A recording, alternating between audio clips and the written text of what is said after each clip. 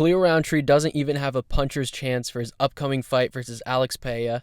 I'm going to tell you why. So going over his resume, I watched obviously a few fights to predict his upcoming fight, and it got me thinking. I even watched a few more fights, and it got me even less confident in Rountree winning now. And just going over his fight. So Anthony Smith, what I took away from that fight, again, I could have stopped watching tape after the first 3 minutes. Anthony Smith, of all people, caught him with a clean left hook in the first 3 minutes. So that already tells me who's going to win, his upcoming fight. Also, Anthony Smith was landing good shots. Rountree is a guy that kind of goes, tit for tat for, for usually his fights. He usually doesn't overwhelm anyone, just goes at whatever pace they want to go at. And he does have okay cardio where he doesn't gas out, but a lot of his fights he looks tired by the end of the third. Like the Jacoby fight. When they announced that he won, I get Jacoby was throwing a lot of volume, pretty high output fight, but with I think it was Bisping, the post-fight interview, and he was like, yeah, it was a good win. And he was he was so gassed after that. You could tell he put his all into that. And on top of that, this is Salt Lake City elevation. And for 5 rounds, this may be, I think, his first 5-rounder. Another sign that's not really good for him. Again, Jacoby's a chinny guy. He couldn't even really hurt Jacoby at really any point significantly, And his other fights, Carl Robertson, he was on a massive losing skid.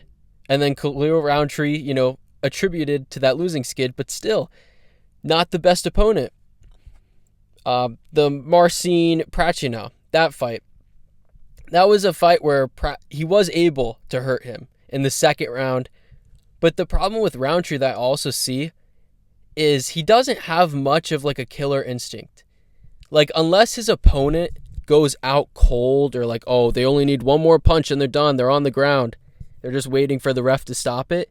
If he hurts someone, he usually doesn't finish them. He'll land like follow-up shots, but he doesn't really have the power to put them out unless they're kind of chinny. And in that fight, he just got out-volumed.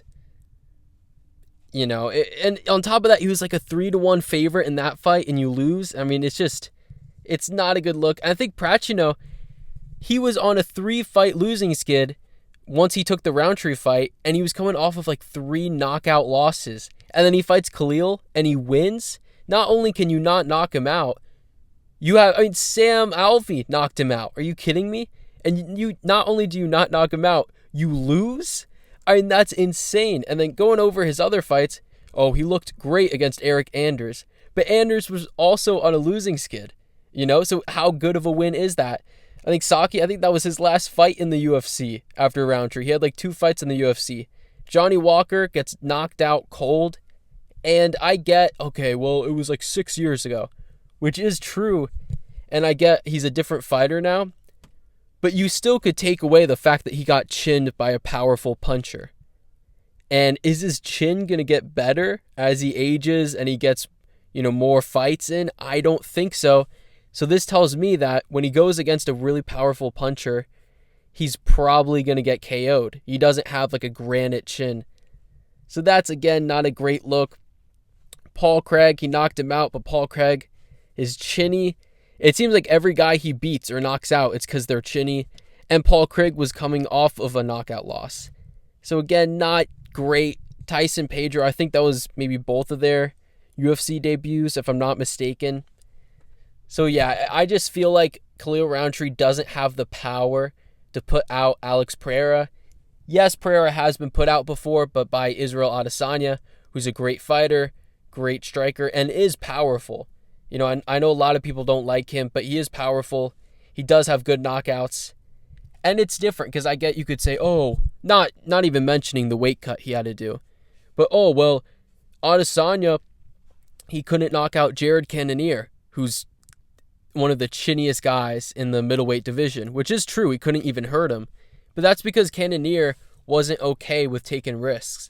It looked like Cannonier was okay losing a leg kick decision, a lackluster, boring decision, and he didn't bring the fight to Adesanya. However, Pereira was going for the finish the entire time. And unfortunately, with that style, high risk, high reward, he got caught. I haven't even seen him wobbled at light heavyweight. I mean, Jan Blachowicz, heavy hitter, couldn't wobble him. Yuri, I know a lot of people say in the first fight, oh, well, he was winning the second round. He did land some good shots, but he wasn't able to wobble him. And Yuri, all these guys are hard hitters. Jamal Hill, hard hitter, couldn't wobble him. No one has been able to hurt him at this division, you know? So I don't think that Khalil's the guy. I think the way for Khalil to win, and on top of that, Khalil's not a good wrestler. He's not a good grappler. I don't even know if he's a better wrestler than Pereira, honestly. The way for him to win is just to like out-volume him, I guess. I don't see a path to victory for him. I think with the Pacino fight too, he hurt him, I believe, in the second round, and then he lands like a clean head kick, although it was kind of not clean, like the knee-ish part landed, but still, he wobbled him.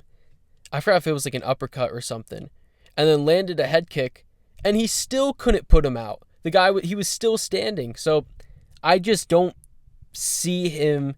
I don't think that he has a puncher's chance because I don't think that he has the power to put away Pereira. I think he has enough power to put away very chinny guys. Pereira, I don't think is super chinny at light heavyweight. He actually kind of has a good chin, an above average chin for his division. But yeah, let me know what you think. I just personally, I don't see a path to victory for Khalil. So if you're picking Khalil or you think it's a very close fight, please let me know how you think that he's going to win. Because I watched the tape, I just don't see how he wins this fight. But yeah, let me know what you think, and yeah, that's it for me.